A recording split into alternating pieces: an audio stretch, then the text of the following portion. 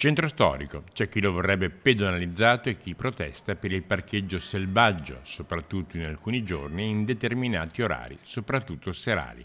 Il problema è di difficile soluzione. Il corpo della Polizia Locale di Belluno può essere impiegato al massimo fino alle 22 o in linea di norma fino alle 19, quindi fino a quell'ora c'è la possibilità di intervenire, di sanzionare appunto questi comportamenti scorretti, ma ripeto, questo è un aspetto della vicenda che è più complesso e nell'ambito del quale l'amministrazione e la Giunta in particolare sta facendo dei ragionamenti di prospettiva. Le critiche arrivano dalla FIAB, Associazione di Cicloturisti Ambientalisti. La situazione è una situazione desolante da anni.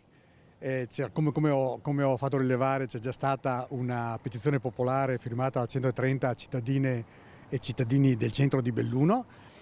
La petizione è stata discussa in Consiglio Comunale e la registrazione di questa discussione c'è nel nostro canale YouTube di FIAB Belluno. Lo storico ricordato è questo, da cui estrapoliamo un passaggio inerente alle dichiarazioni di Addamiano. Quello che noi vediamo quotidianamente, ai noi, in Piazza Duomo, sia sintetizzabile in altre due parole: anarchia e, tutto sommato, lo dico da cittadino di Belluno, anche vergogna. Il Consiglio Comunale ha discusso in quella sede la petizione, l'ha approvata all'unanimità, quindi l'allora giunta e l'allora opposizione che oggi è giunta, tutti d'accordo con interventi molto belli anche, ma la situazione è sempre la stessa.